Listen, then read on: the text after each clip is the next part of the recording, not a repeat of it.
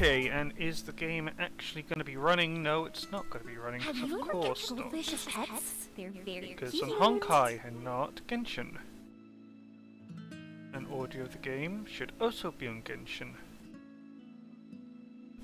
There we go. Let me close the door.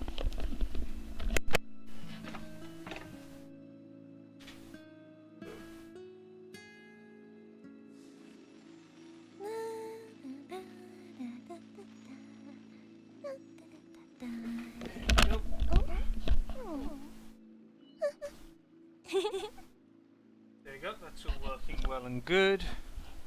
Mic seems to be fine. Double check the video is actually right.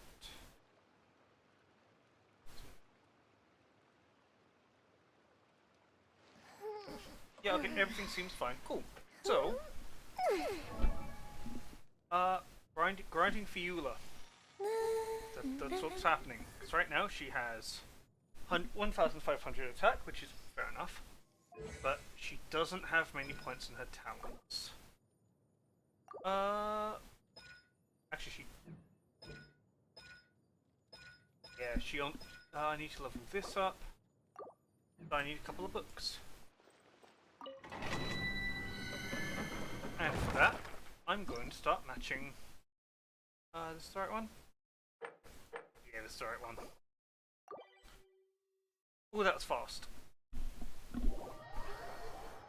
And I was actually debating whether I should be playing like Genshin, whether I should be trying to do League, because oh boy, League is fun at the moment. And by fun, I mean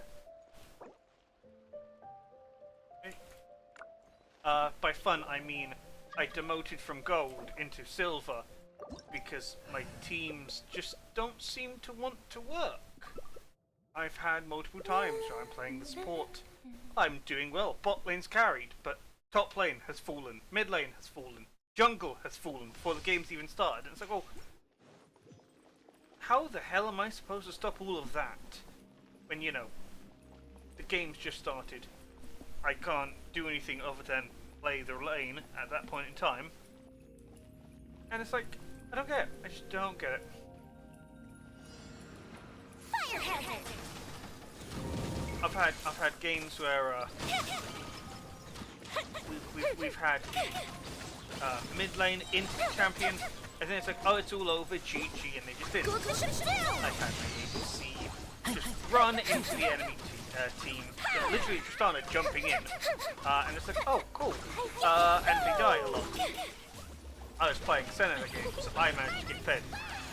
Or I was a bit stronger than my ADC, but you know, ADC effectively. But yeah, that's just how it went. And I think I've got like a what? A 7-14 win-loss ratio, which is dreadful. But it's also like, I could not do anything about that.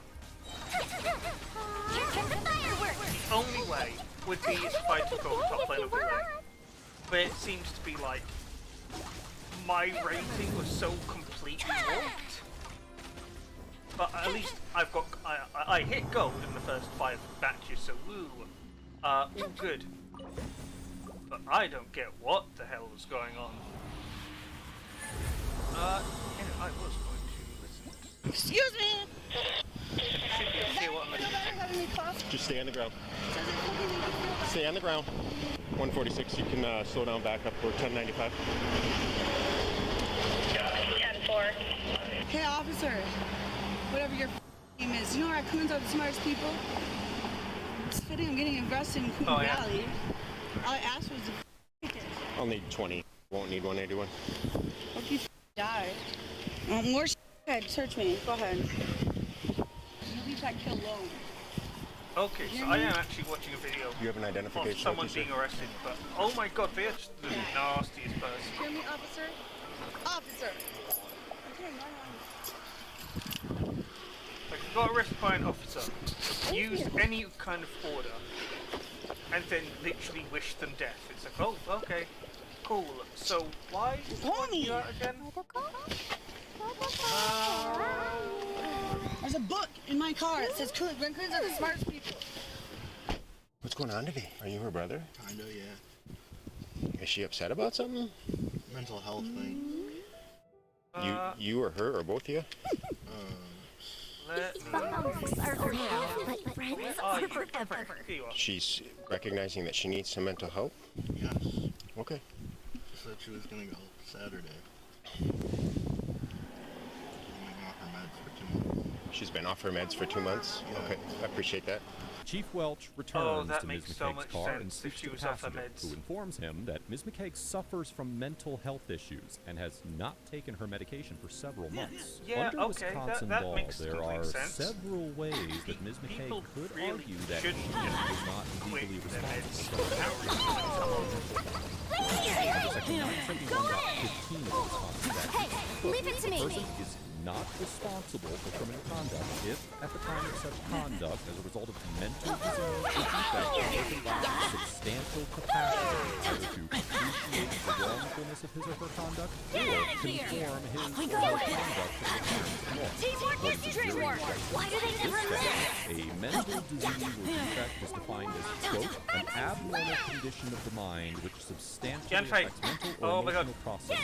Jury instructions also explain Let me that, heal quote, you. the term Soon as I mental get disease healing. or defect identifies a legal standard that may So not close there. exactly match the medical terms used by mental health professionals, There you go, and that in healing. determining whether this offense should apply, the jury is, quote, not bound by Unless medical Genfei labels, has some definitions, low or health conclusions as to what mechanics, is and I or think is not a very mental bad. disease or defect to which the witnesses may have referred.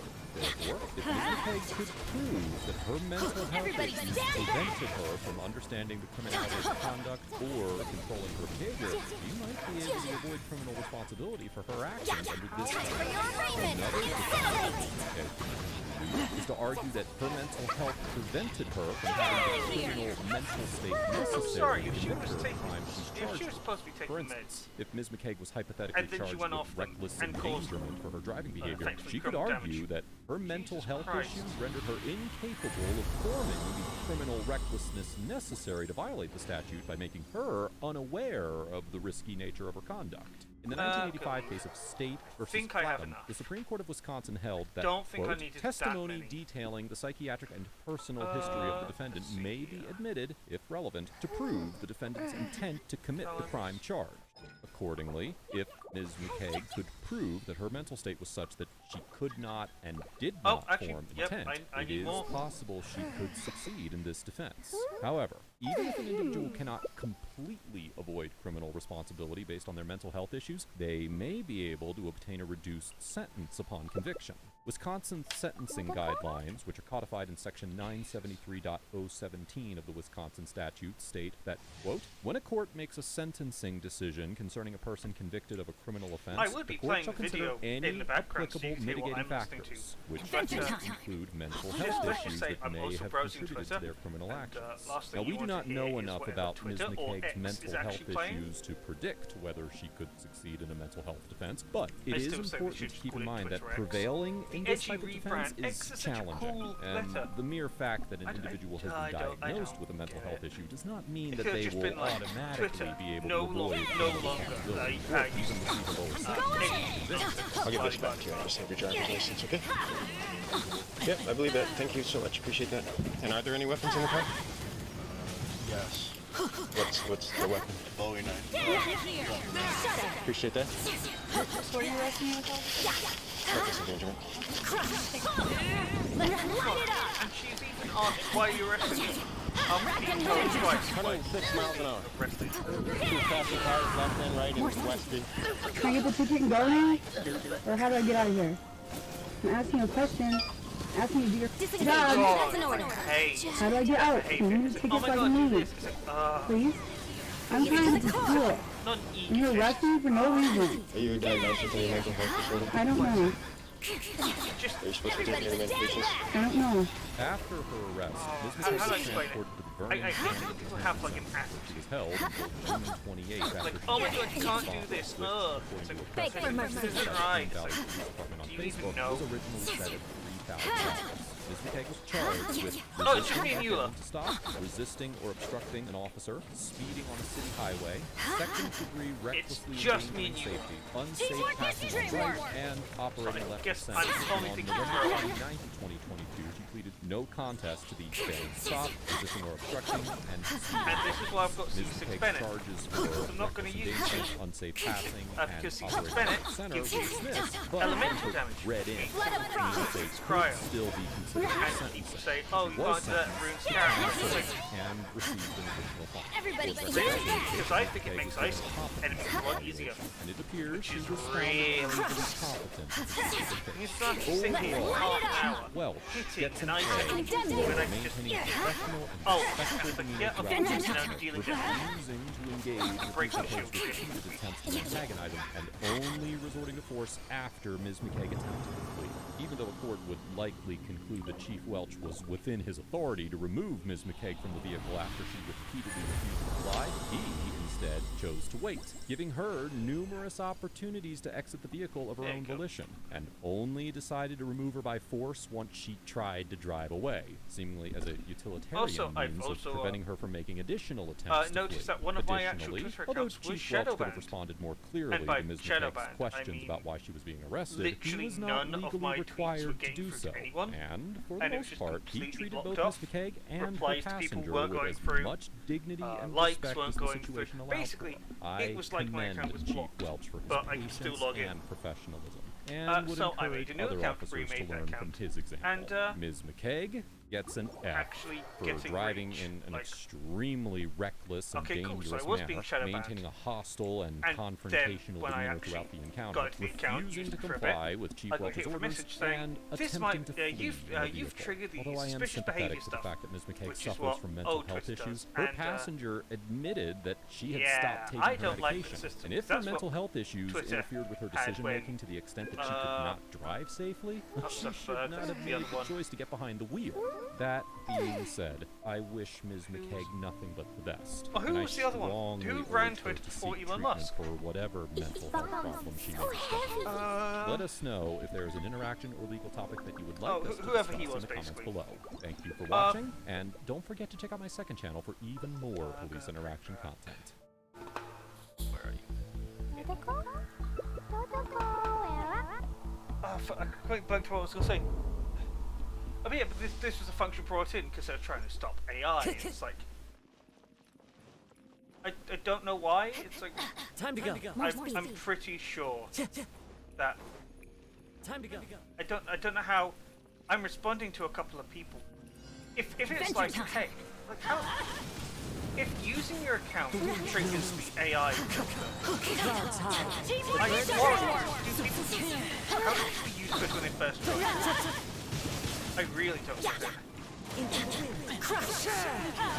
Although on the plus side, I can say that the trick of using the same Gmail account to make new accounts is really helpful. I'm going! Although, One with nature. it would probably not help if I, had to put in the actual email address for that, but I'm not getting locked out. Especially inside my phone, which apparently applies many things for no reason. One with nature. Good grief! Shut up! Teamwork! Wrecking these guys. Freeze to the core! Wind knows. Yeah, okay, I can't even damage them. We remain insane. Beg for mercy! Do I have enough? I should have enough for one more. Yeah, one more. Then I have to refill.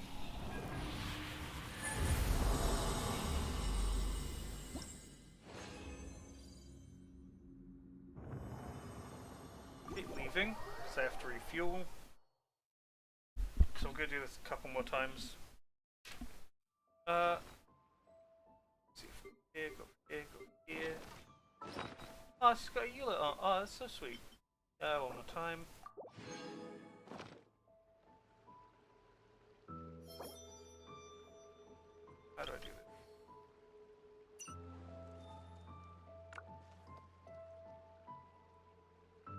I like these. I really do like these emojis.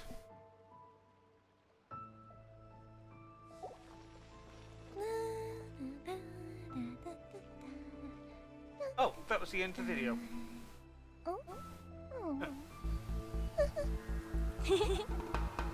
But nah, I cannot believe what I was seeing. That was really daft. Wherever in this world I roam, I carry memories of my home. Welcome to Audit the Audits, Display. where we sort out the who It is and the the what, last link I right and have wrong to the land of police my interactions. This If we've episode got covers nothing else to assault, do, fighting why don't I words, tell you a and story? resisting, and is brought to us by Pepperoni Audits' channel. Be sure to check out the description below and give them the credit that they deserve. On September 9th, 2022, First Amendment Auditor Joshua Roberts, who's the owner of the Pepperoni Audits YouTube channel, was filming outside of Dove Technologies in Florence, South Carolina, when two workers left the building and approached him as he continued to film.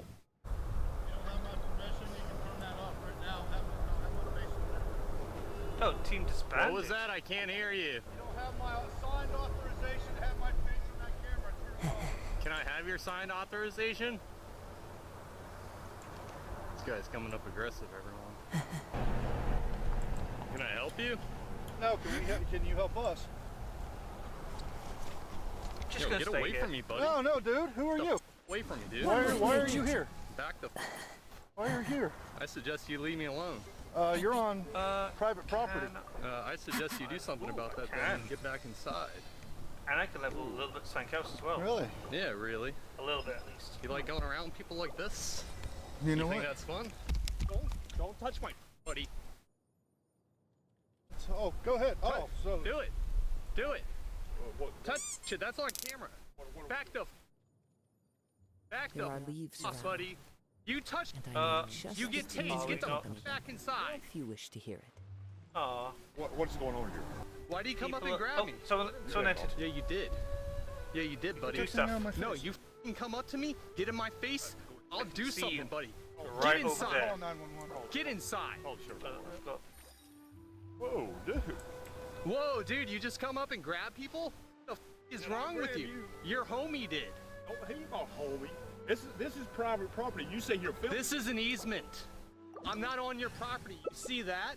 That belongs to the city. Go back Why to are Bennett. you here? Mr. Roberts tells the workers that he's on an easement and not on private I property can't because the switch utility poles on characters. the property belong to Oh, the city. okay, that's While, kinda according funny. to Florence County's At Geographic least I'm playing Information Raiden, System, so or no worries. GIS data, it does appear that Mr. Roberts is on public property. It is important to note that the fact that the government has placed utility poles on a certain property does not necessarily mean that the property is open to the public.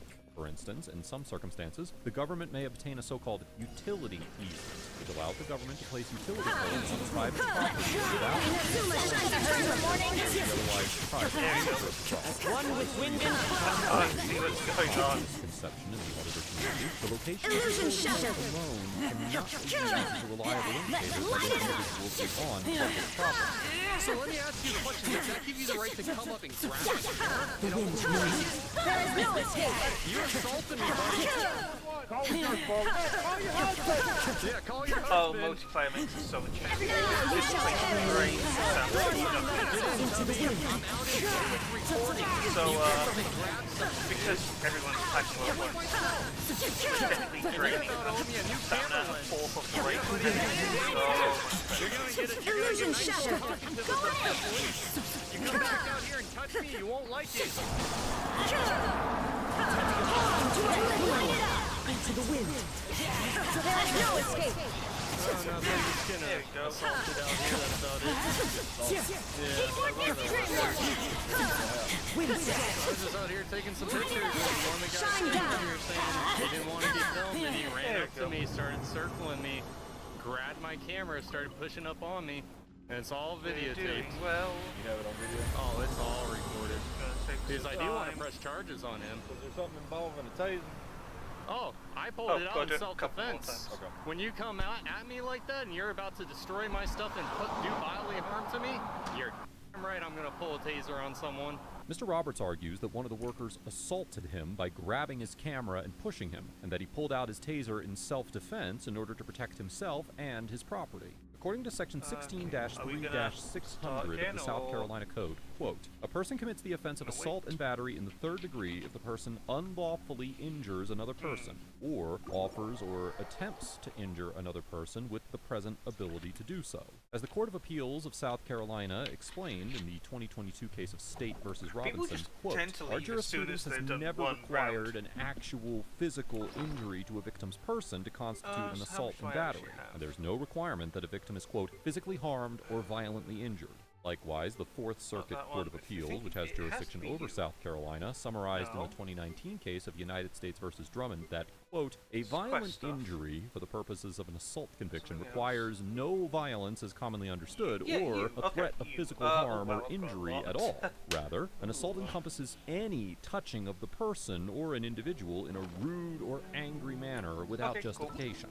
Given this broad description of the type of touching that can constitute an assault, a court could easily conclude that the worker pushing Mr. Roberts was a sufficiently offensive form of physical touch for the worker to be convicted of third-degree assault. Additionally, under Section 16-11-510 of the South Carolina Code, quote, it is unlawful for a person to willfully and maliciously injure or destroy any kind, class, article, or description of personal property or the goods and chattels of another. Under this statute, it is not enough to show that an individual damaged or destroyed the personal property of another. Instead, in order to sustain a conviction, the state must prove that the individual did so with a, quote, willful and malicious mental state. As the Court of Appeals of South Carolina noted in the 2016 case of State versus Hobart, Black's Law Dictionary defines willful as, quote, voluntary and intentional, but not necessarily malicious, and defines malicious as, quote, substantially certain to cause injury, or, quote, without just cause or excuse. Here, it could certainly be argued that the worker had the required mental state in grabbing Mr. Roberts' camera to justify a conviction There is no escape. 16-11-510, although it's unclear from the footage whether the camera was actually damaged, and clearly was not destroyed, as Mr. Roberts was able to continue to film the encounter. You need to tell that guy he needs to not put hands on people. It's a short little fat guy. 60. Oh yeah, we're gonna do a report on him too. I just need to give this deputy your information for me, alright? You have ID or something? I don't have an ID. Yeah, buddy, you're gonna learn you can't come outside and grab people, man. That ain't right. Max out to 50. While we're handling this, Alright, all of him to get up. is it free speech? Am I allowed to say stuff? Well, you have a freedom of speech, but there's also something called breach of peace. Okay, I'd like to see you try that, buddy. Those people put hands on me. I'm the victim. So you want to turn it around on me? Please do so. What I'm telling you is, You guys are known to be the biggest pieces in South Carolina. What did I do How wrong? much do I need for you again? Go on ahead. what I was saying is, if you yelling while I'm trying to talk to this man, that's going to cause him to yell, cause a scene. You get mad, he's gonna get mad, then it escalates. Okay, Just talking to this deputy. let me tell you something. I'm allowed to say whatever the hell I want. If you yell across this parking lot, while you have all these people standing around, that is called breach of peace. You want to try that, I buddy? will lock you up. You want to try that? I will. Two deputies with the Florence There's County chest. Sheriff's Office responded to the worker's call, and while they're investigating the incident, one of them claims that if Mr. Roberts yells at the workers across the parking lot, he will be arrested for breach of peace. In South Carolina, breach of the Frame rate peace is a not common too law happy. crime, which means that it is defended by case law and not a statute. According to the Court of Appeals of South Carolina in the 1996 case of State versus Peer, quote, the term breach of the peace is a generic one embracing a great variety of conduct destroying or menacing public order and tranquility. In general terms, it is a violation of public order, a disturbance of the public tranquility by any act or conduct inciting to violence. The court also I've already explained done that, all of quote, this. although it includes acts likely to produce violence in others, actual violence is not an element of breach of peace, are and you that, sure quote, about whether conduct constitutes a breach of the peace depends on the time, place, and nearness of other persons. Similarly, Section 16-17-530 of the South Carolina Code, which defines the offense of disorderly conduct, states that, quote, any person who shall be found at any public place conducting himself in a disorderly or boisterous manner, or who, quote, uses obscene or profane language on any highway or at any public place or gathering or in hearing distance of any schoolhouse or church, shall be deemed guilty of a misdemeanor. Although Mr. Roberts' conduct in yelling across the Really? parking It's lot not may over here. appear on the surface to I fall within the swear definition I of saw breach it of just peace above. or disorderly conduct, as the Supreme Court held in the 1964 case of Henry Oh, no, versus here's the City of chest. Rock Hill, quote, "The 14th Amendment does not permit a state to make So criminal the where is peaceful the expression thing of I'm trying to unpopular find? views, and the government cannot define a criminal offense so as to commit conviction Oh, for that's where it is. quote, stirred people to That big anger, bubble? invited public dispute, or brought about a condition of unrest." However, the Court of Appeals of South Carolina held in the 2002 case of City of Landrum versus Surratt that an individual could be convicted There of you go. disorderly That's what conduct you for were. loudly yelling profanities at two individuals and calling There them we go. names because the remarks, Today along is with a the lucky loud day. manner in which they were spoken, Easy. constituted so-called fighting words. Under the fighting word doctrine outlined by the Supreme Oh, this Court is in the gonna take forever. 1942 case of Chaplinsky versus New Hampshire, fighting words, or words that, quote, by their very shows how much utterance I missed. inflict injury or tend 'Cause to I have incite an actually immediate played. breach of the peace, are not afforded the protection of the First Amendment, and therefore can be criminalized. Although Mr. Roberts did use profanity during his interaction with the workers and the deputies, he did not use any profanity when he shouted across the parking lot, and even if he had, it is highly unlikely that a court would conclude that Mr. Roberts' suggestion that the workers were going to learn that they can't lay hands on other individuals would incite an average person to violence. Therefore, a court would most likely determine that Mr. Roberts' conduct did not constitute a breach of the peace or disorderly conduct, as he was engaging in speech that was protected by the First There Amendment. you go. Try it. Try it. Name and badge number. Corporal Griggs, 1 at 8. Name and badge number. Riggers, 230. Alright, go do my assault charge.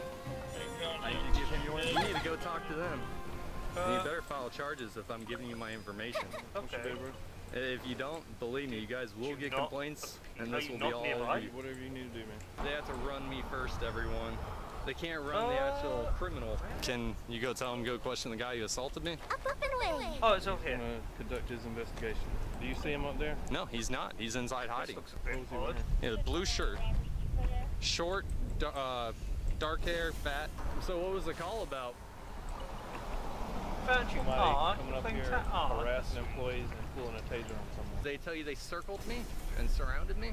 The part where they assaulted me, they forgot, they let that out. Oh, Mr. Roberts. I spoke with the two gentlemen Why that did you came break out. that open? All their information is going to be entered into the report as well as your statement you gave us. Hiding is I made them breakable aware that yes, you can view video No, from a public area, which It's the just a roadway is little rock. public. Okay, that's cute. But if you cross over into the I've grass, checked the property lines. I don't need directives. you go on the property, you're going to go to jail. If you smoke crack, that's not good, man. Ooh, Do I get a plenty report or of something? You're going to get you a Joe? Oh, great, this guy. Here you go, buddy. All right, this one over my here. name, badge number beside it, and your case number as well. You can get a copy of the report 35 business days. Have a good day. Thank you. See how the cop tried to spin it and say I was in their parking lot? How you doing, sir? How you doing, sir? Not too good. Wow, what's going on today, buddy? I had some dude inside. Oh, you're getting really close, man. Oh yeah, I like to get close. I like to talk to people. Can you stop? No, sir. so I want to talk to you. What's going on, my stop, friend? Stop getting so close to me. What's going on, man? Dude, stop approaching me. Sir, I'm allowed. Back off, dude. Give me some space, dude. Go ahead and turn. Give me some space, your hands dude. behind your back. No, give me some. Ow! I shall treasure this. Behind your back. What? A blade Space, dude. embraces Go ahead and its turn. duty. Stop approaching me. As a Sir, jeweler I'm cherishes allowed their to gems. Stop, dude. Give me some space, dude. Go ahead and turn. Give me Okay, some in this space, video, dude. behind your back. No, Cop give me some- literally Ow! goes up to a person Fortune. really close. And it's like, personal space. The dude told you take keep your keep a bit of space. You're getting really close. Enjoy It's like, paying for my I really, camera too. I really like being Absolutely. close to people. You getting cool. resisting arrest? Resisting, I'm not that's moving. not gonna fly. When I went to put my hands on you, you pulled away from me. Yeah, because you have no right to arrest me. I Sir, did you're nothing. under arrest. You have the right to attorney You have kept him or present. approaching me. You Sir, kept... you have the right to attorney have him or present between questions and answer. You decide any time to exercise these rights and not make any more statements. You understand these rights? I don't answer any more questions without Then a again, I lawyer guess it couldn't present. Absolutely. Can't All right, be go any and stand worse them than up. Sergeant Paul Morrison responds to the scene and approaches Mr. Roberts, who asks him several times to not stand so close to him and tries to step away. When Mr. Roberts directs you a are up profanity there. at him, Oh. Sergeant Morrison tackles Mr. Roberts to the ground and tells him he's under arrest for resisting because he pulled away from him. Mr. Roberts argues that he did so because Sergeant Morrison had no right to arrest him. Under Section 16-9-320 of the South Carolina Code, quote, "It is unlawful for a person knowingly and willfully to resist an arrest being made by one whom the person knows or reasonably should know is a law enforcement officer." Although an individual can be convicted for non-violently resisting an arrest, if Sergeant Morrison was attempting to arrest Mr. Roberts, he never informed Mr. Roberts that was his intention, or took any action that should have put Mr. Roberts on notice that he was under arrest. Therefore, a court would likely conclude that Mr. Roberts could not be convicted of knowingly and willfully resisting an arrest. Likewise, Sergeant Morrison had no lawful basis to arrest Mr. Roberts at the time he approached him, and it has been long established in South Carolina that individuals are not required to submit to unlawful arrests, and that individuals have the right to resist an unlawful arrest. The Supreme Court of South Carolina summarized prior case law on the subject in the 2001 case of State v. McGowan, explaining that, quote, "An unlawful arrest, or an attempt to make an unlawful arrest, stands upon the same footing as any other non-felonious assault, or as a common assault and battery. The person who is so unlawfully arrested, or against whom such an unlawful attempt is directed, is not bound to yield, and may resist force the mushroom with that force. is the middle He of is nowhere. not authorized to go beyond the line of force proportional to the character of the assault, or he in turn becomes a wrongdoer." It is important to keep in mind that this case law is specific to South Carolina. Many states do not recognize a citizen's right to resist an unlawful arrest. However, in this situation, Mr. Roberts would have a right to resist an unlawful arrest, and because he did not use any physical force at all by stepping away from Sergeant Morrison, there would be no question that disproportionate resistance if the court concluded that Mr. Roberts was resisting an unlawful arrest.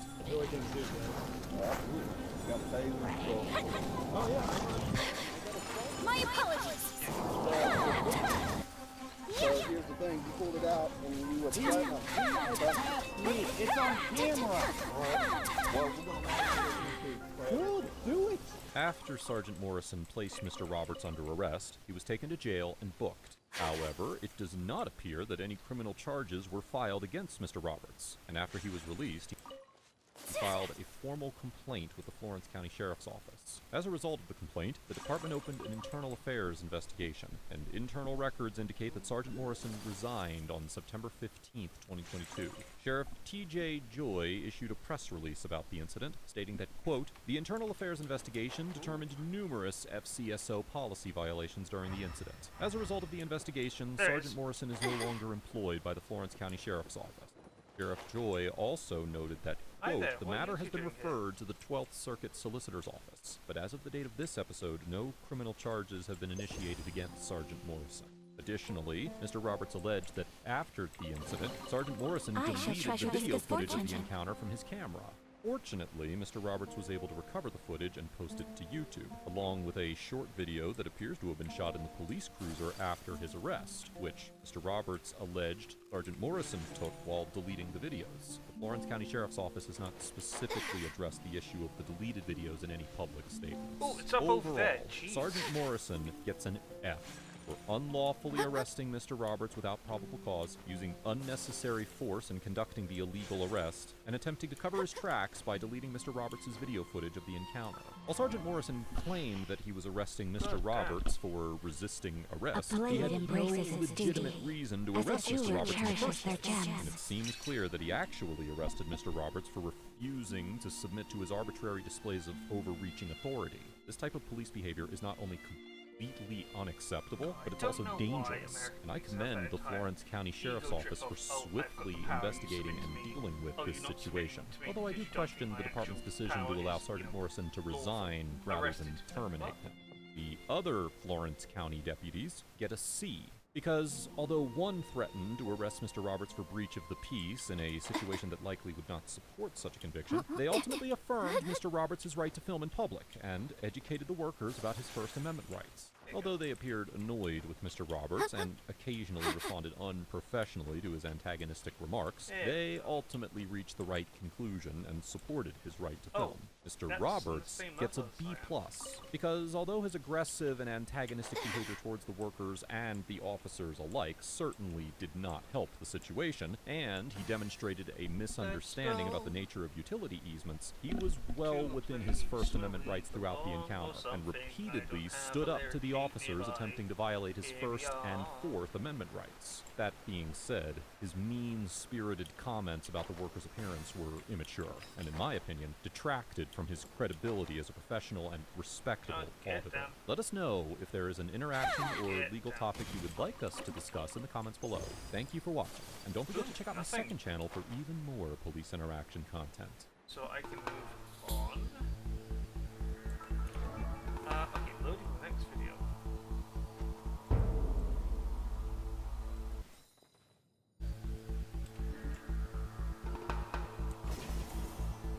There we go.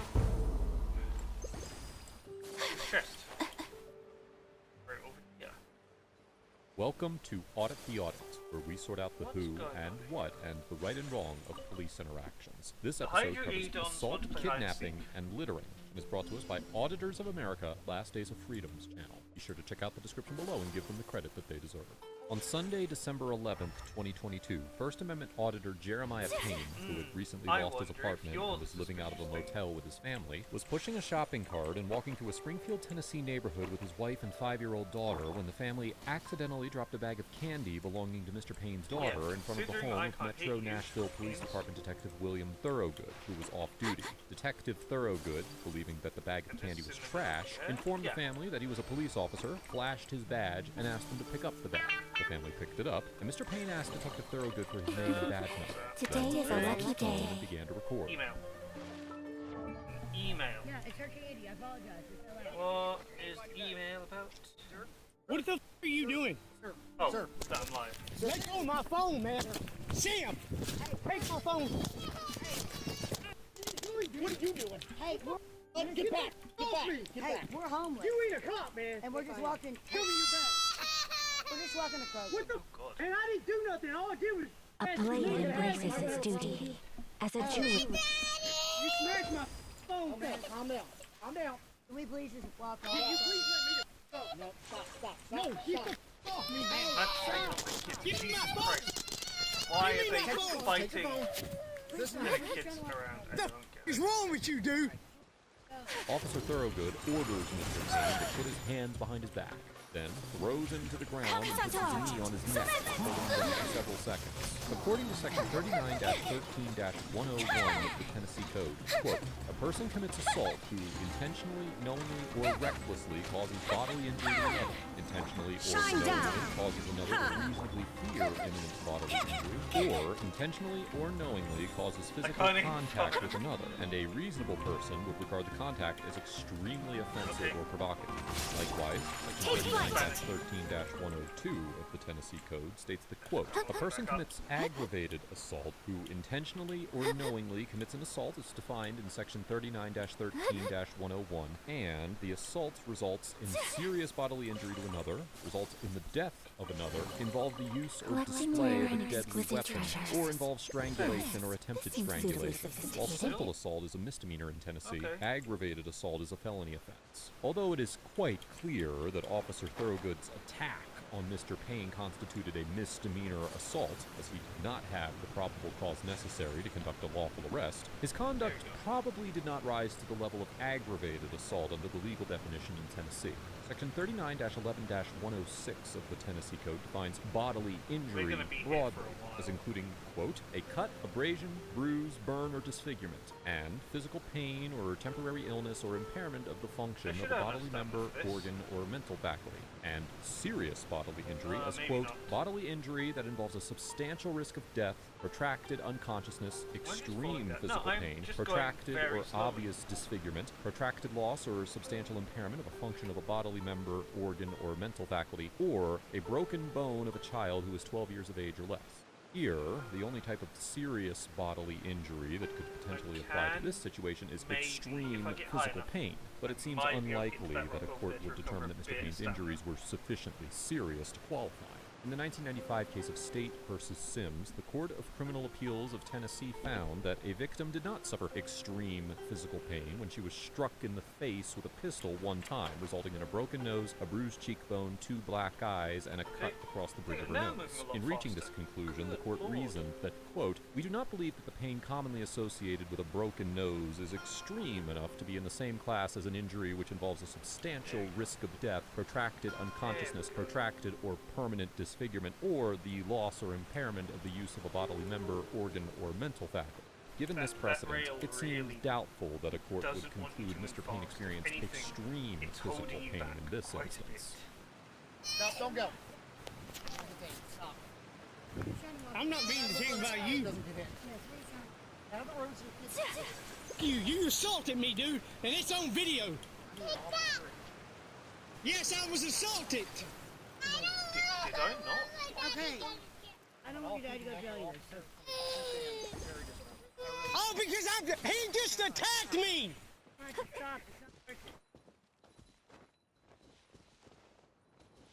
Get the away from me. Stay away from me. Ooh. No, we're leaving. No, you're not going You're not a cop to detain me. Wait for the police officer. You are not a cop. Hey, he's trying to kidnap me. Help! Help!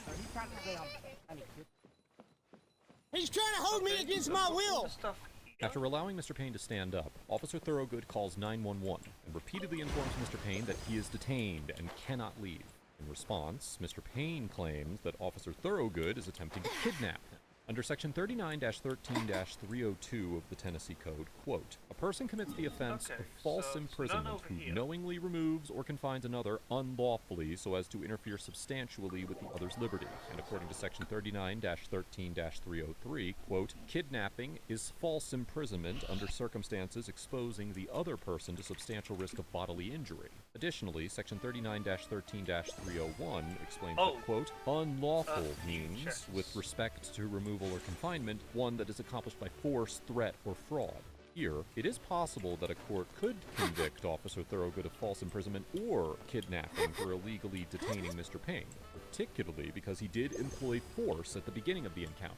However, a court could also determine that Officer Thorogood's actions constituted the offense of official oppression, which Section 39-16-403 of the Tennessee Code defines as, quote, a public servant acting under color of office or employment who intentionally subjects another to mistreatment or to arrest, detention, stop, frisk, halt, search, seizure, dispossession, assessment, or lien when the public servant knows the conduct is unlawful, or intentionally denies or impedes another in the exercise or enjoyment of any right, privilege, power, or immunity when the public servant knows the conduct is unlawful. Likewise, Section 39-16-402 of the Tennessee Code explains the crime of official misconduct, stating that, quote, a public servant commits an offense who, with intent to obtain a benefit or to harm another, intentionally or knowingly commits an act relating to the public servant's office or employment that constitutes an unauthorized exercise of official power, commits an act under color of office or employment that exceeds the public servant's official power,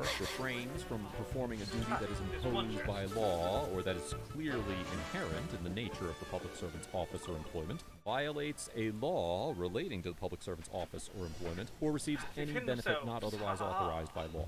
Based on Officer Thorogood's physical attack and baseless detention of Mr. Payne, there are certainly arguments to be made that he committed all of these offenses. I live in this house right here. Off-duty Metro. They're coming through and they threw trash in another person's yard and then they threw trash in my yard. So I confronted him. I was actually being really nice to him and his wife asked him to just pick it up and go. And then he starts filming me and yelling at me. So I approached him and he got me a little closer. On video, don't lie because you're going to see on video. I don't have fast food or anything like that. I really just want to make this like a YouTube thing, you know, whatever. He seems like a good guy. He's got what's that? Ask them, they know who I am. Does he have like a website they use or something? Okay. Well, it is what it is. Just let him do it. But, if you want to go back in your driveway, I'll talk to him. Yeah. All right, sounds good. Thanks, guys. Yep. All because I pulled my phone out and asked him for his name and badge number. I'm not joking. And He said you he can was see a on the cop. video, he charges at me, throws me to the ground. He said right you're there in under their arrest. driveway. I'm putting you in handcuffs. Got him pinned. Said he was going to have you arrested and taken. So I'm like, So I will for press what? charges on him. I have it on video. Is he really a Would you cop? like to see it? And I don't think you can. Yeah, we were coming from Walmart. I'm just trying to go to the grocery store. Sorry, I'm if kind of it's shaky never because I was just, not excitement. I swear. You're fine. You don't have to apologize. All because I put out my phone and said, "What if you're a cop? What is your name and badge?" So I want to file charges. Just sit tight, okay? Just stand over here. If you guys want to grab your stuff, Bring it over here. He's got the whole thing on video. Jeremiah was in the street. He came over and said, "Put your hands behind your back." You can see his phone. But they weren't on his property when he did that. They were in the middle of the street. And it's on video. He literally attacked him. I mean, I don't know what he thinks he can go about with the rest of people for no reason. I mean, I'm going to bring that kid over. I'm just saying that being that it's on video, we're going to have a problem with being who he is. Cop or not. It's recorded. Well, yes, he does. Give me a moment to compose myself. These guys weren't on his property at the time that he just attacked them. I don't worry. Listen, regardless, he should know if you're being recorded, it's probably going to go somewhere, and they weren't on your property when you just attacked them. Here we go. Officers Ricardo Brown and Alyssa John Antonio of the Springfield Police Department respond to Officer Thorogood's call, and eventually, Officer Begley also arrives on the scene. Officer John Antonio explains the situation to him, and despite the fact that Mr. Payne has the incident on video, Officer Begley says he believes Officer Thorogood over Mr. Payne. Officer John Antonio reminds him that Officer Thorogood attacked Mr. Payne on a public street and has it all on video, and Officer Begley decides to leave the scene. Can you go back to the beginning? I know you saw him walking. They left trash on the house. There's the cart around here. I was in my kitchen area. And I threw a giant bag of trash right here in my front yard. Came and said, "Hey guys, I need you to pick up the trash. I need you to leave the neighborhood." Came over and they gave me a bunch of lips. So that's when I showed my badge and I said, "Guys, I'm the police. I need you to get out." That's when he started filming me and you guys picked up. I charged him for prosecuting. Like a dangerous symbol. They're allowed to be walking on the public road. Not like a gated community. But it's littering. Yeah, I know. He's homeless. He gets his right. Have you heard the ballad Officer of the Thorogood treasure chest? states he'd like to prosecute Mr. Payne if he wants to, quote, make a big deal about it, although he really just wants him to leave the neighborhood. And when Officer John Antonio points out that Mr. Payne and his family are allowed to be on a public street, Officer Thorogood argues that littering is also a crime. Under Section 39-14-405 of the Tennessee Code, quote, a person commits criminal trespass if the person enters or remains on property or any portion of property without the consent of the owner. According to the official property lines, as shown on the Tennessee Comptroller of the Treasury's website, Officer Thorogood has no ownership interest in the streets, which, unsurprisingly, appear to be public property. Therefore, Mr. Payne and his family were well within their rights to walk on the street, and did not have to comply with Officer Thorogood's demands that they leave the neighborhood simply because he did not want them there. As for Officer Thorogood's argument about littering, according to Section 39-14-502 of the Tennessee Code, quote, a person commits littering who knowingly places, drops, or throws litter on any public or private property without permission and does not immediately remove it. Although mitigated criminal littering, which Section 39-14-503 of the Tennessee Code defines as, quote, littering in an amount less than or equal to 5 pounds in weight or 7 1/2 cubic feet in volume, is a Class B misdemeanor. Here, not only did Mr. Payne and his family unknowingly drop the bag of candy, they immediately picked it up. Accordingly, a court would presumably conclude that there were no viable charges to pursue against Mr. Payne, and that Officer Thorogood did not even have arguable probable cause for the arrest he attempted on Mr. Payne earlier in this encounter. Do you have an ID on you, sir? Yeah, I can go get it, but I'll give you my info if you want. Hey, so I guess he's gonna do the report, but he went and attacked this guy when he wasn't even on his property. Like threw him to the ground and everything, and it's all on video. You see him leave his driveway and go into the street and then attack Jeremiah. Yeah, it's a problem. And he shows his badge and says I'm a cop and everything. And he was trying to arrest him in the middle of the street. The whole camera like starts shaking and crap. His daughter's screaming and crying, and he said he has his knee on the back of his neck and he wants to prosecute, and I don't blame him, because he literally told us I was trying to detain him, but I didn't have cuffs on me. Think you can get away? We're just going to do a report for this to make sure to put everything he said that he dropped trash in your yard. He did, and announced yourself as an off-duty officer. If you want to talk with him, you're more than welcome to. I'm going to try to talk to him again and see if he can probably just let it go, hopefully. Yeah. while Officer John Antonio explains to a higher-ranking officer on the phone that she may need to make an arrest if Officer Brown fails to do so, Officer Brown tells Officer Thorogood that he will file a report, and that they can both talk to Mr. Payne to see if he's willing to, quote-unquote, let it go. Is your body cam going? Yeah. Final one. Detective William Thorogood. Unless I missed one. Yeah. Trying to hurt you. Scare you. Take flight. Really sorry for the conversation I had.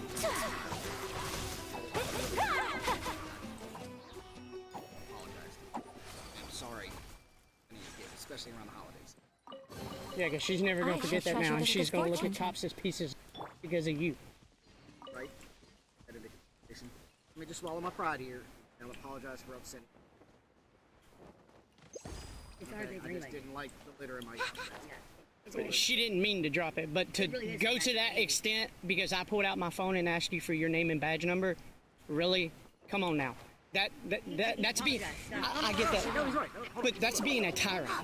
Here we go. My hand to you, man. Oh, I'm not shaking your hand. Time for takeoff. Illusion shattered. I'm still gonna post the video though. I mean, that's your legal right. Yeah. After Officer Thorogood apologizes, Mr. Payne agrees not to pursue charges, and he and his family continue on their way.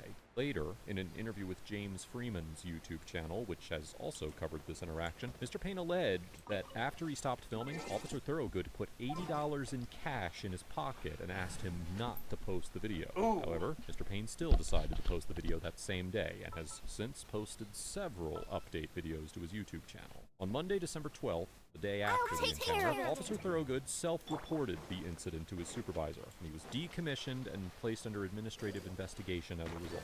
As of the date of this episode, no further updates on this investigation have become available. 2 days after the incident, Mr. Payne went to the DA's office to initiate criminal charges. On January 18th, 2023, a grand jury heard the case against Officer Thorogood for 2 counts of felony aggravated assault, but declined to indict on both charges. According to an update video posted on his YouTube channel, Mr. Payne intends to pursue civil legal action against the Springfield and Nashville police departments. Overall, Officer Thorogood gets an F for attempting to arrest Mr. Payne for asking for his name and badge number and using excessive force to do so, demonstrating a blatant disregard for Mr. Payne's constitutional rights and physical safety, and continuing to argue that Mr. Payne had done something wrong and that he was the one who could determine whether or not to prosecute. Although Officer Thorogood apologized to Mr. Payne for, quote, upsetting his family, he only did so once the other officers informed him that Mr. Payne was a First Amendment auditor with an active YouTube channel, and it seems clear that Officer Thorogood was simply attempting to cover up his own actions. Officer John Antonio gets an A, because although I'm not certain that she would have acted in the same manner if Mr. Payne had not captured the encounter on camera, in this situation, she argued to uphold the law based on the evidence, and even stood up to several officers who attempted to take Officer Thorogood's side. While I cannot know and judge her motives, her action in this situation showed that she was willing to do the right thing, even if it was just because the incident had been captured on camera. Officer Brown gets a B-, because although he maintained a professional demeanor throughout the encounter, he appeared to be reluctant to arrest Officer Thorogood and actively sought to dissuade Mr. Payne from filing charges. While I'm often in favor of reaching amicable solutions without resorting to unnecessary criminal intervention, in this situation, Officer Brown's actions seemed more like an effort to protect a fellow officer who had just demonstrated a dangerous propensity for the use of excessive force and the abuse of his power. And as a law enforcement officer himself, I believe that Officer Brown had a duty to ensure that Officer Thorogood was held accountable for his unconstitutional and unlawful actions. Mr. Payne gets an A for standing up for himself and his family, capturing the interaction on camera, and taking appropriate legal action after the encounter. While Mr. Payne did lose his temper when talking with Officer Thorogood, this is more than understandable, as he had just been physically attacked, and he was well within his constitutional rights to express his dissent strongly. I commend Mr. Payne for attempting to hold Officer Thorogood accountable, and I would encourage him to continue his efforts to pursue a civil lawsuit. Let us know if there is an interaction or legal topic you would like us to discuss in the comments below. Thank you for watching. Don't forget to check out my second channel for gliding me faster. this interaction content. Yeah, this is going to take a little bit of time to get sorted out.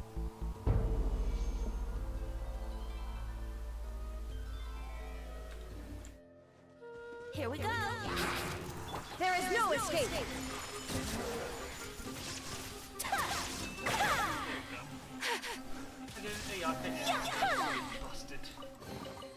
I shall treasure this good fortune. But I don't mean busted as in, oh, he does like precise setup because those damage. No, I mean, he's just incredibly strong. For no reason.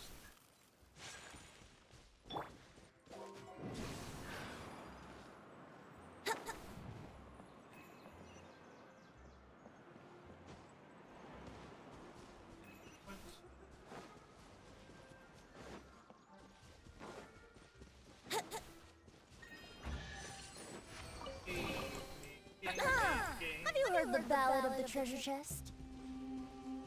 Not the ballad of the treasure chest. No, tell me all about it. Well, there once was a treasure chest, yeah?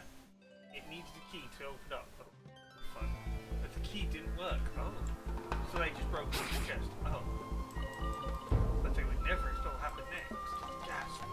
What's that? Chest. Welcome to Audit the Audit, where we sort out the who and what's in the right and wrong police interaction.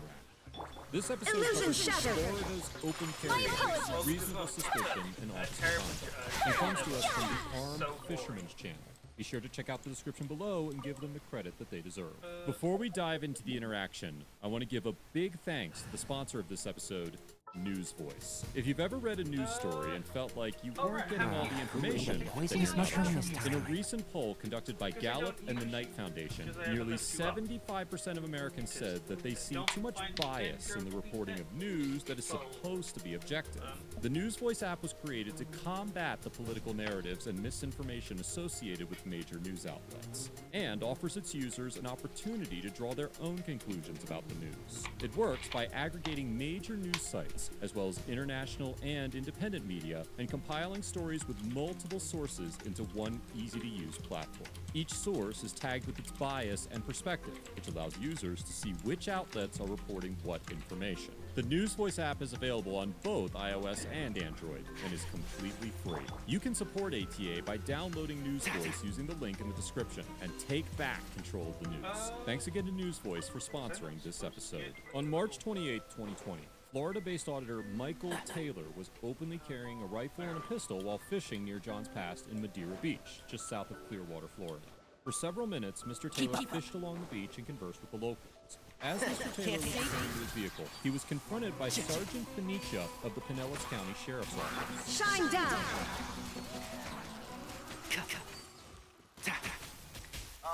A fishing pole. My AR pistol and my handgun. Aw, and now you're together. Aw, and now you're happy. Aw. Because I was just and fishing. now you're running away. Yes, sir.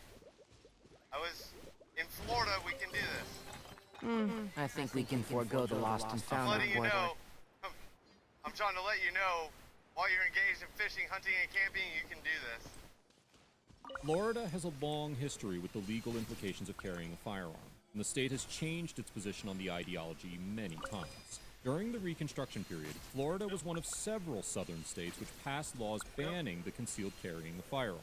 These laws were primarily aimed at preventing African Americans from arming themselves, and were disproportionately enforced as such. I In the think we can 1941 forego the Florida lost and Supreme found Court case of report. Watson versus Stone, Justice River H. Buford acknowledged the implied directive of the law by stating, quote, "The statute was never intended to be applied to the white population. Practice has never been so applied. For many years, Florida's ban on concealed carry remained the law of the state. But in 1987, Florida became the first state to begin issuing permits for concealed carrying. And over the years, many other states followed suit. Florida has since drafted a litany of laws that Collecting rare regulate and how and exquisite when a treasures. firearm can be carried, Yes, and the it legitimacy of seems these laws has been sophisticated. validated by higher courts. In the 2017 Florida Supreme Court case of Norman versus Florida, the court upheld the state's ban on open carrying and concluded that the state, quote, has an important interest in regulating firearms as a matter of public safety, and that Florida's open carry law is substantially related to this interest. The Supreme Court of the United States denied Mr. Norman's appeal, essentially affirming the validity of Florida's gun laws. Chapter 790 of Florida state statute is entirely devoted to the regulation of weapons and firearms, and Code 790.053 explicitly bans open carrying firearms. However, the provisions of this code do have certain exceptions. Section 3 of Florida Statute 790.25 lists instances where the language of Code 790.053 does not apply, and subsection H of that code states that a person engaged in fishing, camping, or lawful hunting, or going to or returning from a fishing, camping, or lawful hunting expedition may open carry their firearm. According to the law, Mr. Taylor is well within his rights to open carry while fishing, or going to or returning from fishing. And coincidentally enough, the law that allows Mr. Taylor to do so is also the law which allows members of law enforcement to openly carry their weapons as well. After confirming that Mr. Taylor was armed, the Pinellas County deputy ordered Mr. Taylor to get on the ground until backup arrived. Once the other deputies arrived on the scene, Mr. Taylor was placed into handcuffs while the officers conducted their investigation. No, sir. No more. There's no more knives, no more guns, no more. I can't stand up. Hold on. 1, 2, 3. Go, Barbara, go! I ain't got no fish on me.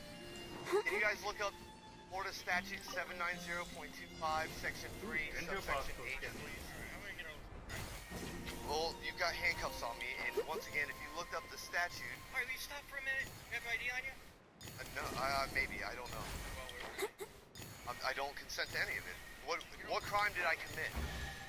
Many states, including Florida, have concluded that being in possession of a firearm cannot be the sole justification for police officers to conduct a stop, and merely being in possession of a firearm does not satisfy the reasonable suspicion standard set forth in the Terry v. Ohio case. In a unanimous opinion authored by the late Justice Ruth Bader Ginsburg, the Supreme Court concluded that in order for a completely anonymous tip to justify a Terry stop, it must be suitably corroborated with both the accurate prediction of future activity of the subject and its assertion of potential criminal activity. And the mere presence of a firearm that is not displayed in a threatening or illegal manner is not enough to justify a stop in the 2000 case of Florida versus Genshin. In the decision, the Supreme Court rejected the notion of introducing a firearms exception into the Terry doctrine and noted that, quote, such an exception would enable any person seeking to harass another to set in motion an intrusive, embarrassing police search of the targeted person simply by placing an anonymous call falsely reporting the target's unlawful carriage of a gun.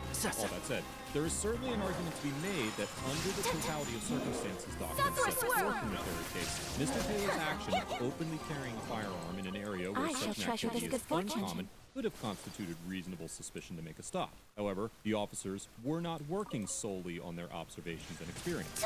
The 911 caller who reported Mr. Taylor to the authorities specifically stated that Mr. Taylor was fishing and was not displaying his firearms in a threatening manner, which suggests that nothing Mr. Taylor was doing was unlawful. Yeah, he's fishing. He's wearing a green shirt and some GoPro cameras all over him. And what looks like an AR-15 and a pistol on his hip. Okay. And is he pointing them at anybody or brandishing them at all? Just walking around with them. Nope. One with the force. Walking around with just open carry like that. Okay. And he's fishing?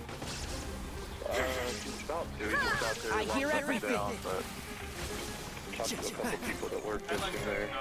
Although innocent and unlawful activities can serve to satisfy reasonable suspicion, a compounding effect must exist, and one seemingly suspicious but lawful activity is generally not enough to justify a stop.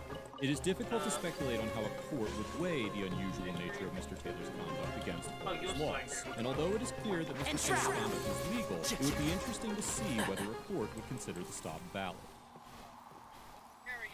Unless you're engaged in fishing, hunting, or camping. That's not a crime. To possess a firearm is not a crime. Do you understand that when I'm pulling into a parking lot, somebody will like, look, man, I was actually on my way home. I think we can forego the lost and found report. Alright, well, I want to go home today too. I don't want to get shot. I wasn't pointing guns at you. Yeah, because you found it and it wasn't lost. It was set. I understand. However, where you are right now, you don't listen. See, these things are way more personal. Am I right or am I wrong? Wrong. Wrong? Because I don't fish. I don't fish out in the woods, dude. I fish on the rivers, in the friggin' oceans. You are I am friggin' absolutely 100%. I will not stand for this. Illusion shattered. Go, Barbara. Yes, sir. Like all the stuff that you... Can't see. Shine down. Somewhere around here, and at this point, I'm about to back tissue. Because I am doing something awful, and you guys are gonna treat me like... for a second I was like, huh. So, like, I'm trying to figure this out with reason for you guys, but you guys treat me like I'm a criminal, like I've done something wrong. I don't even know who you are yet. You don't need to know who I am. I'm just a law-abiding citizen that's done nothing wrong. The deputies placed Mr. Taylor into the back of their patrol vehicle while they continued their investigation. Mr. Taylor managed to get his phone out of his pocket and make a call to his attorney while handcuffed inside the patrol car. Mr. Taylor's attorney then called the Pinellas County Sheriff, who advised the deputies to release Mr. Taylor after having detained him for approximately 20 minutes. In the official incident report filed by Sergeant Panicia, he claimed that Mr. Taylor was only detained for 10 minutes. However, the footage from Mr. Taylor's cameras proved that was incorrect. Illusion shattered. Sergeant Panicia also claimed that he did not notice the fishing pole in Mr. Taylor's hand, but that is also untrue.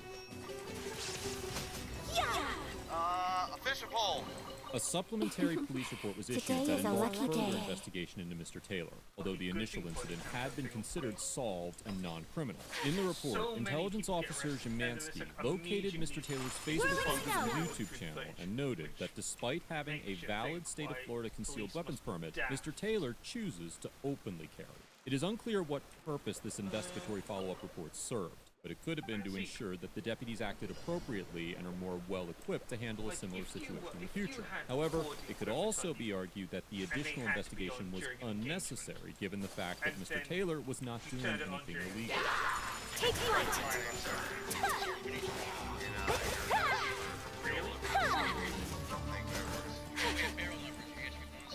They just told me. Found you.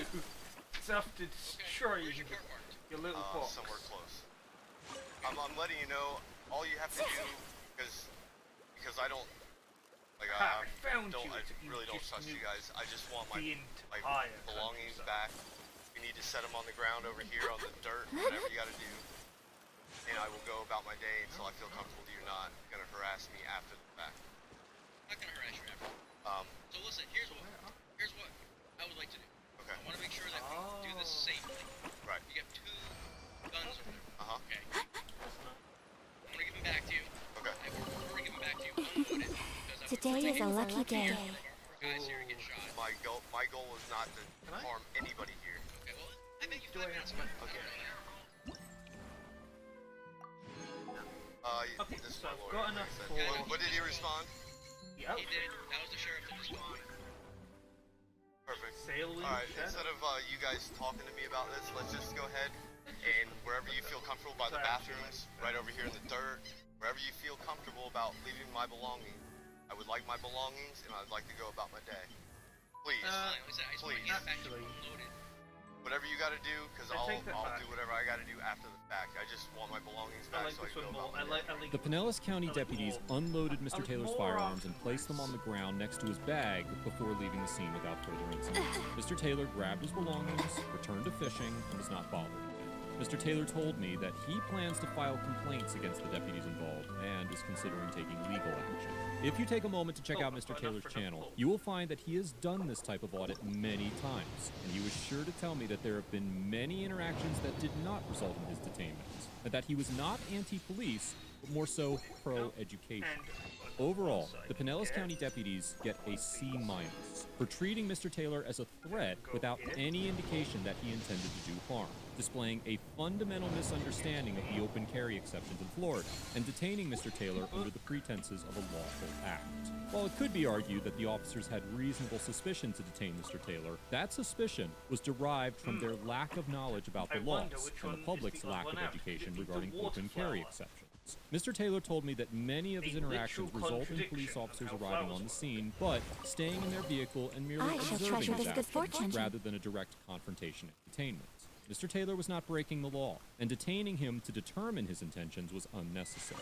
The officers could have kept their distance and made sure that Mr. Taylor was not a threat, or even engaged in a consensual conversation with him. The presence of a firearm should not immediately warrant a detention if the individual is not carrying the firearm in a threatening manner. And the information that was readily available to the officers indicated that Mr. Taylor's actions were legal. Nonetheless, a court would have a final say in determining whether the deputy's actions were reasonable or not. Mr. Taylor gets an A for remaining calm throughout the encounter, complying with the deputy's orders despite knowing that he was not breaking the law, and promoting awareness and education for the open carry exceptions in Florida. Mr. Taylor's demeanor was cooperative but stern, and he did a great job of complying with the deputies while ensuring that his rights were respected. It could be argued that Mr. Taylor's actions were excessive or unnecessary, but educating the public and police officers by example has a lasting effect that resonates within a community. Mr. Taylor's channel has many interactions that demonstrate the effect his exercises have had, and he is well known throughout various police departments in Florida. While I do commend Mr. Taylor's efforts to spread awareness about Florida's open carry laws, I also believe that his actions could result in a restructuring of the laws. In this article written by a Fox affiliate, Training and Community Relations Coordinator for the Palm Beach Police Department, Michael Ogrodnik, described Mr. Taylor's conduct as being unfaithful to the spirit of Florida's open carry exceptions. And Palm Beach Police Chief Nicholas Caristo wrote a letter to Senator Bobby Powell encouraging him to amend the language of the law. While Mr. Taylor has made progress in educating officers about the language of the law, there is a good chance that his efforts could result in the opposite effect. The full spectrum of implications associated with Mr. Taylor's conduct has yet to be seen, and it will be interesting to see whether the law will be amended or Mr. Taylor's mission of normalizing firearms will be successful. I encourage you all to check out Mr. Taylor's YouTube channels and follow along for yourself. You can find a link to those in the description below. Let us know if there is an interaction or legal topic you would like us to discuss in the comments below. Thank you for watching, and don't forget to like and subscribe for more police interaction content. Somehow, okay. No idea what I'm talking about. Nikki got us a victory. On the interception, you have, what's it, rank F, rank S, and rank EX fights. And I thought they unlocked based on your clearing the last one. Apparently not. Which should mean if I tried the EX one, I'm gonna get my abs handed.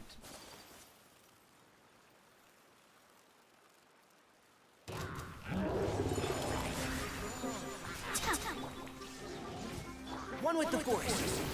Let's nip that in the bud. Nip that in the bud. While juicing plum. Embrace the ice! The ice is still absolutely frozen.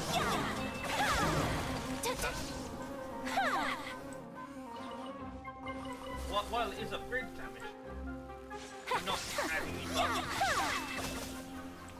It says base as it can get, but being quite literally one. Collecting rare and exquisite treasures.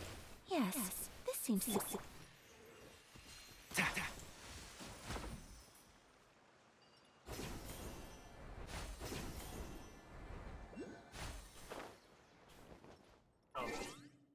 I have to. Oh wait. Again, ready for rehearsals? Really should be the multi-element thing. I don't get why he was made to be pure ice. Because in the game, he's a hacker.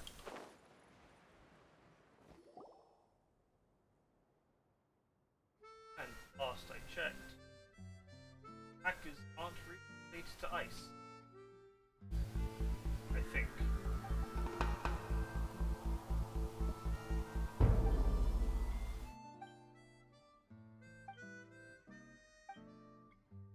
Welcome to Audit the Audits, where we sort out the who and what and the right and wrong of police interaction.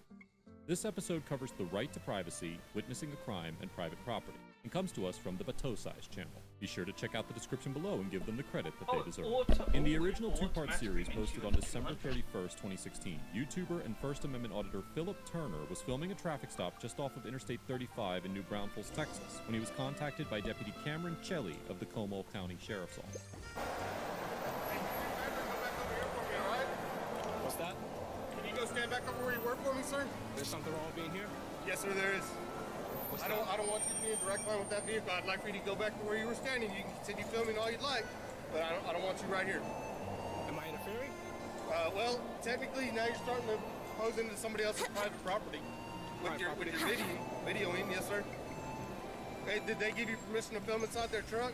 I don't need permission out in public. In public? In somebody's vehicle? I don't need permission out in public. No, not to film us, you're correct. But to film inside somebody's vehicle, that's an extension of their house, and that is a private place. So you do need somebody's permission to film inside their vehicle. But is that a crime? One of the deputies informs Mr. Turner that he cannot film the inside of someone else's vehicle without their permission, even if that vehicle is in a public place. As we have discussed many times on ATA, the First Amendment protects the right to film anyone and anything within plain view of the public eye, because individuals have no expectation of privacy in public. Although the deputy claims that the vehicle is an extension of the owner's house and a private place, the diminished expectation of privacy an individual has in an automobile is well established in court decisions. In the 1976 case of South Dakota versus Optima, the U.S. Supreme Court concluded that, quote, the expectation of privacy with respect to one's automobile is significantly less than that relating to one's home or office. First, the Opperman decision pointed to the fact that, quote, automobiles, unlike homes, are subjected to pervasive and continuing governmental regulation and controls, including periodic inspection and licensing requirements.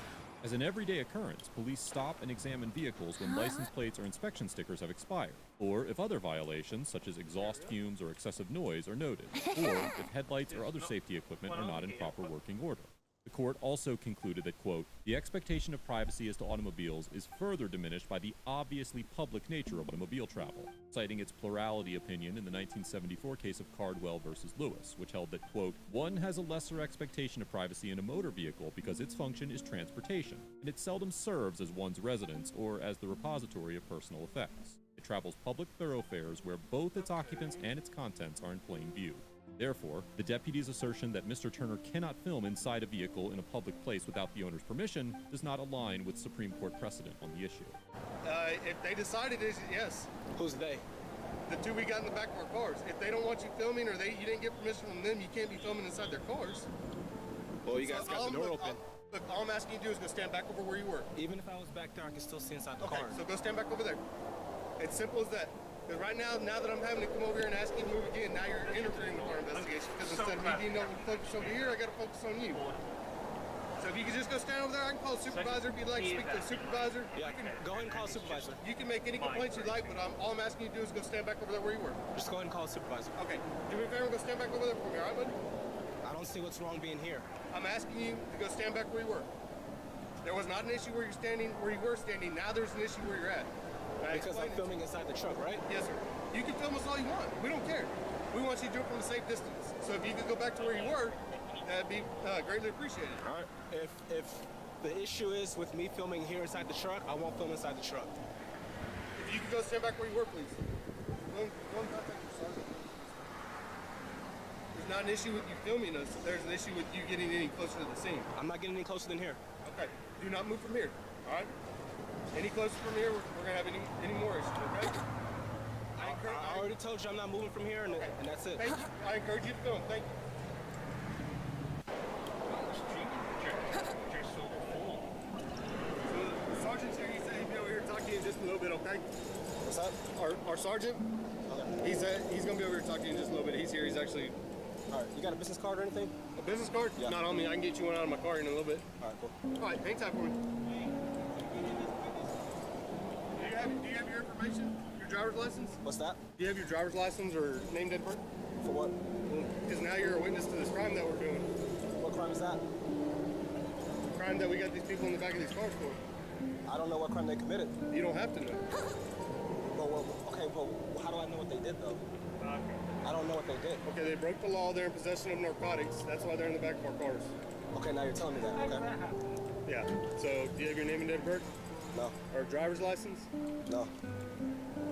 So you're going to refuse to be listed as a witness since you sat here and videotaped the entire scene? If you need a copy of the video, I can give you a copy of the video. Well, yeah, but we're also going to need to identify you in our report that you were here videoing, so when we come to get a copy of that video, we can get that. All right, let me talk to your supervisor.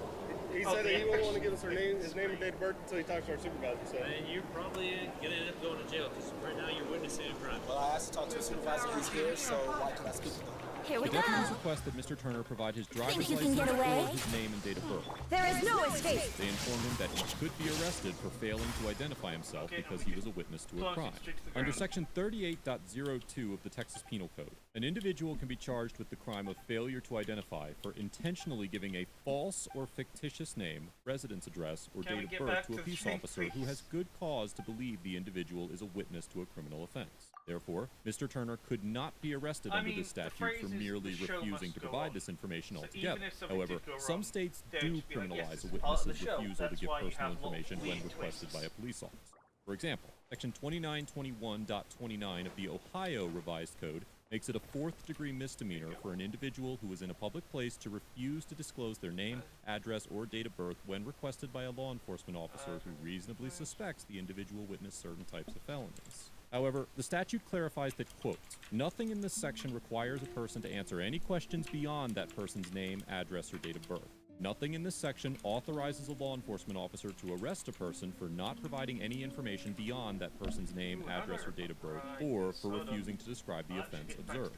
Because of the constitutional right to remain silent, individuals are generally not required to assist police officers in conducting investigations, and witnesses are not required to submit to questioning unless lawfully subpoenaed. However, witnesses who possess significant information necessary to resolve a criminal prosecution, who are referred to as material witnesses, can be arrested or otherwise detained in order to secure their testimony. In the 1953 case of Stein versus New York, the Supreme Court concluded that, quote, interrogation of those who know something about the facts is the chief means to solution of crime. The duty to disclose knowledge of crime rests upon all citizens. It is so vital that one known to be innocent may be detained in the absence of bail as a material witness. Many states, including Texas, only allow witnesses to be arrested if they fail to appear after receiving a subpoena to testify in a criminal case. However, under federal law, witnesses can be arrested even if they do not violate a subpoena. Section 3144 of Title 18 of the U.S. Code states that, quote, if it appears from an affidavit filed by a party that the testimony of a person is material in a criminal proceeding, and if it is shown that it may become impracticable to secure the presence of the person by subpoena, a judicial officer may order the arrest of the person. The statute also requires that witnesses are given the same type of bail hearing given to criminal defendants to determine whether they should be released on bail, or held in jail before the trial. According to Bureau of Justice statistics, 5,594 material witnesses were arrested in 2016, which constituted 3.7% of total federal arrests for the year. It is highly unlikely that Mr. Turner would be considered a material witness by a court, but it would still be possible for the officers to arrest Mr. Turner in good faith, depending on the jurisdictional relationships between the department, the state of Texas, and the federal government. Because you're refusing to give your information, you'll be going to jail for failure to identify as you're a witness to a crime. So I need to give you my ID to speak to your supervisor? Is that what you're telling me? No. Okay, I need to speak to your supervisor. Why do you need to speak to the supervisor? Because I requested to speak to warrants him. that? Because I requested to speak to him, and he's here. Okay. So what's your point? He's here. I need to speak with him. You've got no part of the scene, right? But you want to speak to our supervisor. You can speak to him. Okay. Yeah, but you'll be in handcuffs and you'll be at the jail. Is that what you want to do? I need to speak to your supervisor. Is that what you want to do? I need to speak to your supervisor. Why don't you understand it? You put yourself in this situation right here. You see that? You're on private property. Private right now. or public? You're on private property right now. Okay, what does that do with it then? Do you have permission to be here? Did the owner trespass me? Well, this guy... He doesn't want you here. This guy actually did tell us he wanted you to leave. The deputies informed Mr. Turner, who was standing just outside a fence surrounding the entrance to a Camping World RV sales lot, that he is filming on private property and that the owner would like him to leave. Although the First Amendment protects the right to free speech in public places, including filming police interactions, it does not require private property owners to accommodate speech by others. The First Amendment states that Congress shall make no law infringing upon the freedoms of speech, and although the Supreme Court determined in the 1925 case of Gitlow versus New York that First Amendment freedom of speech is also protected by the Due Process Clause of the 14th Amendment from state government restrictions, the courts have repeatedly determined that it is impossible for a purely private party to violate the First Amendment. The First Amendment only protects against government restrictions on speech. This concept, which is referred to as the state action doctrine, means that private citizens do not have public constitutional obligations, and that the property owner was not required by the First Amendment to allow Mr. Turner to film on his property. However, Mr. Turner did not violate Texas law by filming the interaction. Section 30.05 of the Texas Penal Code states that an individual commits the offense of criminal trespass if the individual enters or remains on or in property of another without effective consent, neither had noticed that the entry was forbidden or received notice to depart but failed to do so. The statute defines notice as oral or written communication by the owner or someone with apparent authority to act for the owner. Fencing or other enclosure obviously designed to exclude intruders, a sign or signs posted on the property or at the entrance to the building indicating that entry is forbidden, the placement of identifying purple paint marks on trees or posts on the property, or the visible presence on the property of a crop grown for human consumption. Because Mr. Turner was filming outside of the fence, and there were no signs indicating that he could not stand there, he did not have notice that entry was forbidden when he began to film, and until the deputies told Mr. Turner that the owner wanted him to leave, he had not received notice to depart. It is highly unlikely that Mr. Turner could be legitimately arrested for criminal trespass under these circumstances. After the deputies inform Mr. Turner that the owner of the property has requested that he leave, the deputies then retrieve the Camping World manager to deliver the message in